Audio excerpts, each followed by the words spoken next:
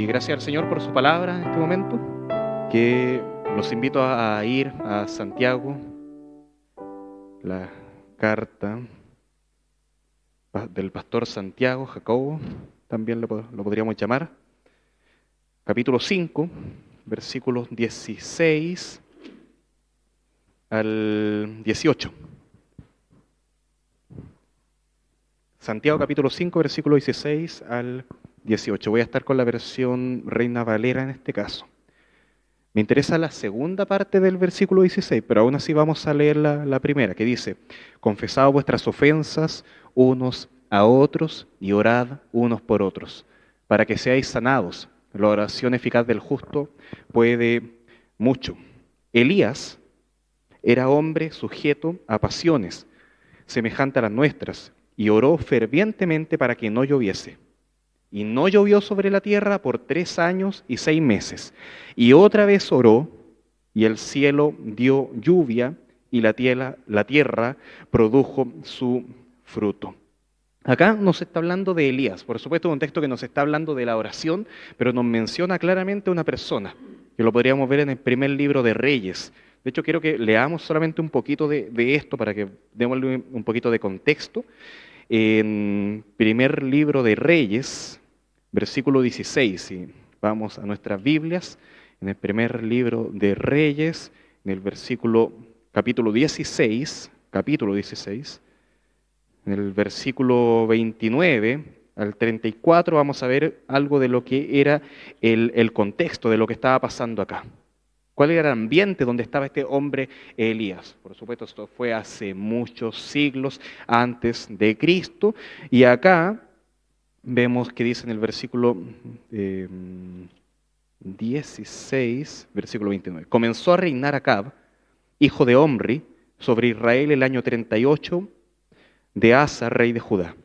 Y reinó Acab, hijo de Omri, sobre Israel en Samaria 22 años.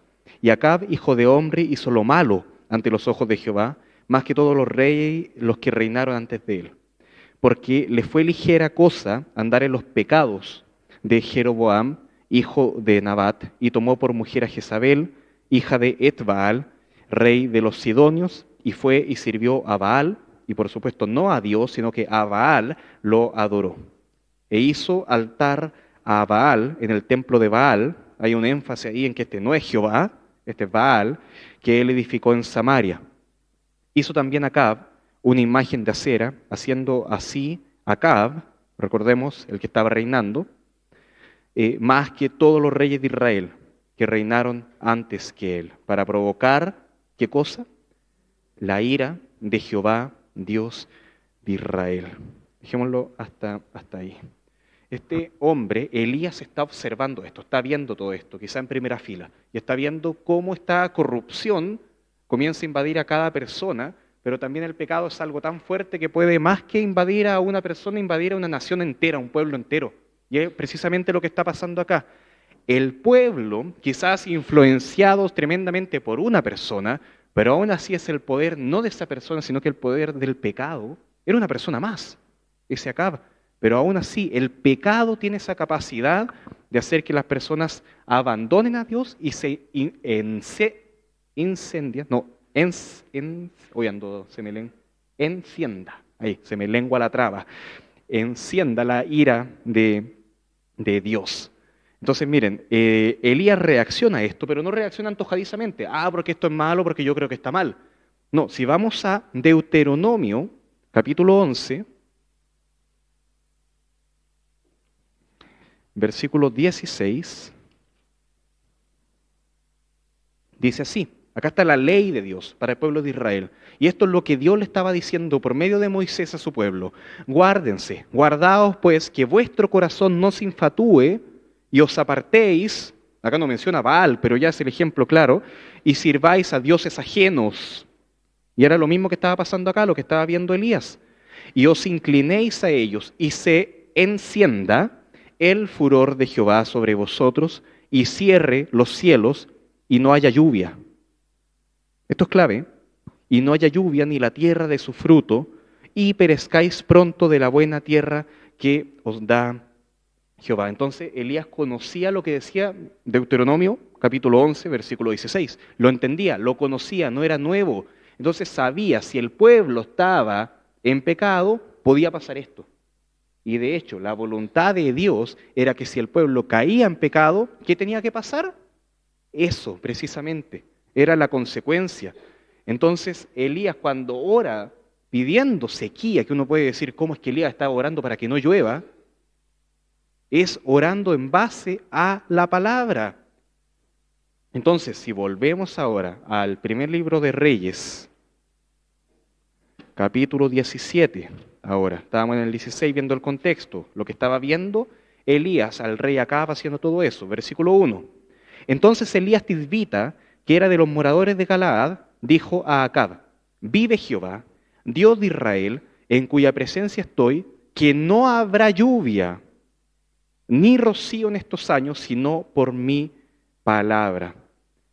Entonces él, acá no se menciona que Elías está orando, pero ¿qué pasa? Cuando leemos Santiago, ahí sí se menciona y también es palabra de Dios, por lo que podemos también decir que sí, efectivamente, estaba orando también Elías para que así fuera. Entonces, él ora en armonía y completamente alineado con la voluntad de Dios. ¿Qué es lo que tenemos que buscar nosotros ahora? Señor, hágase tu voluntad. Y si la voluntad de Dios era que por el pecado del pueblo hubiera sequía, Elías también ora en consecuencia a eso. ¿Le convenía a Elías? No, porque él también era un habitante más. Entonces, obviamente no le conviene pobreza, no le conviene sequía, no le conviene hambruna. Había quizás seres queridos que iban a pasar por lo mismo. Pero él dice, primero acá, yo oro por la voluntad de Dios. Ora buscando la justicia, no su propio bienestar. No oró por venganza. Ah, Señor, castígalos para que ellos sufran. No oró por su propio bienestar. Señor, castígalos a ellos, pero a mí no me toques porque soy tu siervo. No, él ora buscando simplemente, Señor, que se haga tu voluntad, que venga en este caso tu juicio. Probablemente diríamos reino, pero acá está diciendo Elías que venga tu juicio acá, porque sabía que a través de eso podía llegar el arrepentimiento. Nota cuando Santiago decía este tema de la oración, pero el versículo comienza, confesaos vuestros pecados. Y después menciona el ejemplo de Elías. ¿Por qué? Porque a través de esta oración que estaba buscando Elías, Señor, que se seque, que no haya lluvia, castiga a este pueblo, ¿qué quería? Que se arrepintieran, que confesaran su pecado. Y que a través de eso el Señor sanara la tierra, diera lluvia y pudiera ahora restituirse todo como debiera ser según el diseño de Dios. Entonces después, si avanzamos un poquito a Primero de Reyes 18, versículo 1, vamos a ver lo siguiente.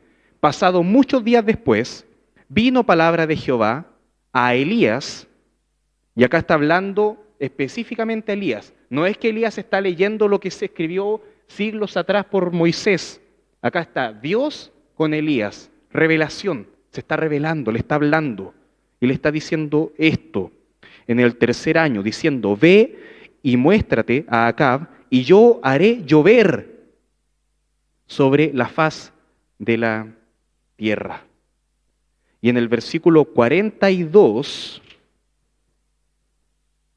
Acab, no me fui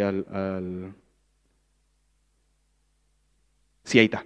Acab subió a comer y a beber, y Elías subió a la cumbre del Carmelo y postrándose en tierra, puso su rostro entre las rodillas. Y ahí es donde comienza, y se entiende, por supuesto, esa oración de humildad, con fervor, con pasión, entendiendo lo que estaba pasando, entendiendo que era el momento. Elías sabía que venía sequía, pero sabía también que ahora tenía que orar para que viniera lluvia. Entonces, ¿pero en qué momento iba a orar? ¿Cuando tuviera sed? ¿Cuando tuviera hambre? ¿Cuando el pueblo empezara a quejarse? ¿Cuándo tenía que orar para que empezara a llover? Cuando Dios se le revelara. Primero de Reyes 18:1. Ahí tenía que empezar a orar. Y después en el versículo 42 se ve que efectivamente lo hace. ¿Cuál es el fundamento de todo esto? Que Elías tenía una relación íntima con Dios. Sea leyendo lo que ya estaba revelado, Deuteronomio, o sea, con la revelación que Dios le estaba dando en ese momento. Pero la oración de Elías iba en base a ¿qué? A la revelación de Dios. Ahora, nosotros cuando oramos, seguimos más bien la primera línea, el que ora con la revelación que ya está escrita. Ya oro con eso. Y oro clamando, Señor, venga a tu reino, porque así nos enseñó, ¿quién? El Señor Jesucristo, que tenemos que orar. Que venga, que se haga tu voluntad. Y perdónanos nuestras ofensas. Pero Elías ora con la base de que tenía una relación íntima con Dios y que a Dios le agradaba eso. Y ora con seguridad porque estaba en base a la palabra. O sea, Elías se acercó, imagínate, orando para que no lloviera. Pregunten, ¿se acercó con dudas a orar por eso? No, no se acercó con dudas porque tenía la seguridad de una palabra segura. Después, cuando Dios le habla, en el capítulo 18, y Elías nuevamente ora en el versículo 42, Elías ora con inseguridad. ¿Estará bien lo que estoy orando? No, va completamente seguro. Señor, manda lluvia, porque es tu voluntad y tú me has pedido que me han mostrado eso.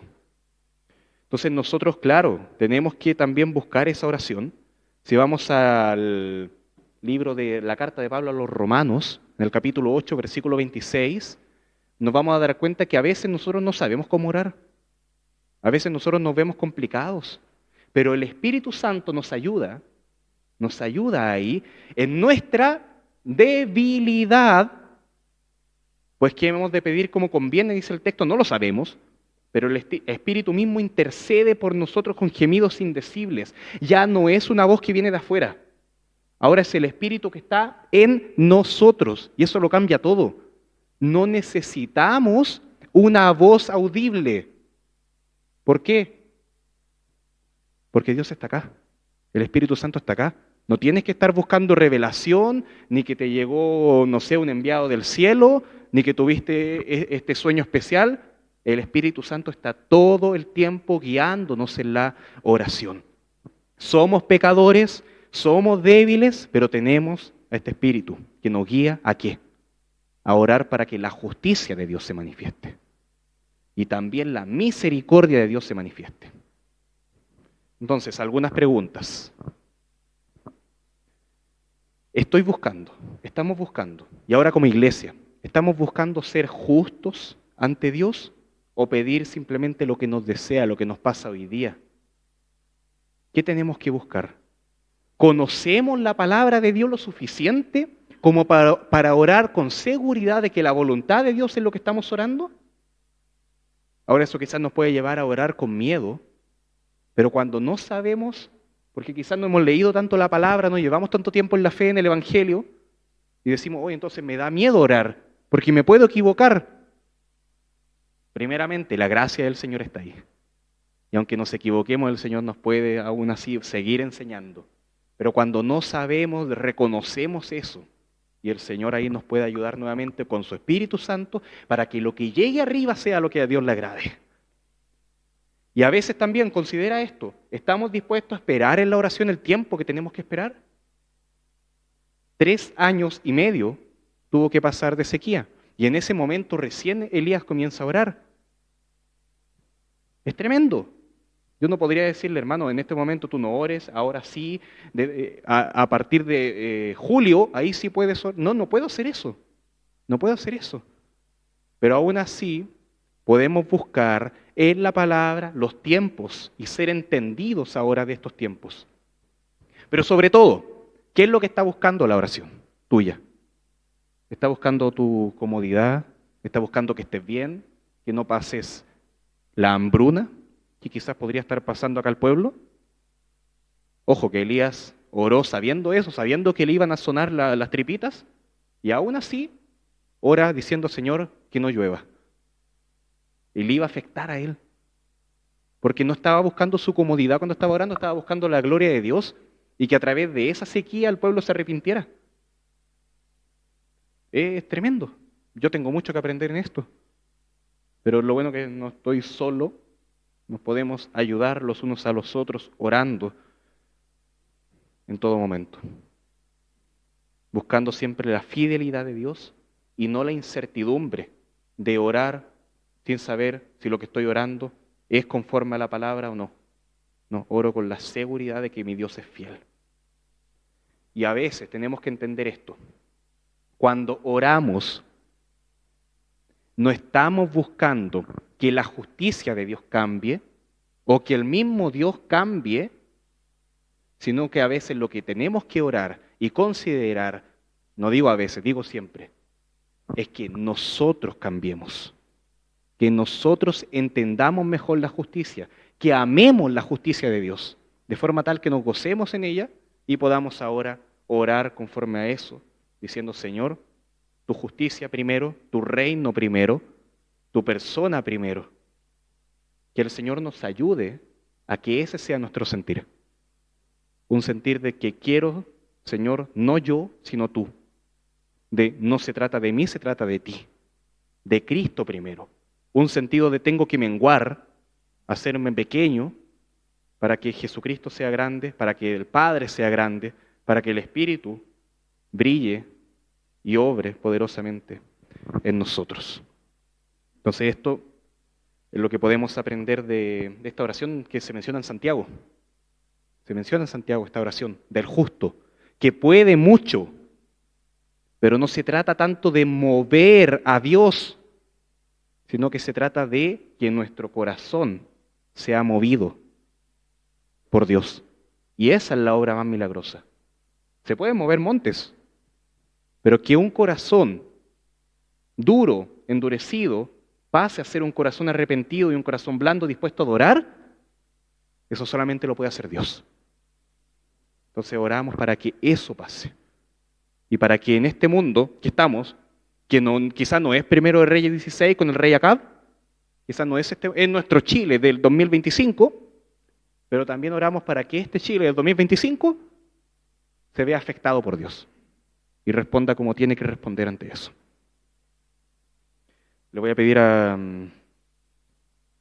hermano Marcos, si puedes orar por nuestro país, ¿ya? Así como Elías oraba, a veces pidiendo lluvia, a veces pidiendo sequía, pero sobre todo oraba para que su pueblo se arrepintiera. Te pido que ores por Chile, por esta nación, por todo lo que, bueno, que el Señor te guíe en eso. Y luego le pediría a hermana Milena, si puede orar por nuestra iglesia, ¿ya? Para que como iglesia amemos la justicia de Dios, la misericordia y también a los perdidos, en base a este mismo sentir, de que la oración es poderosa para este pueblo, primeramente con Marcos, y también en esta iglesia que nos puede transformar.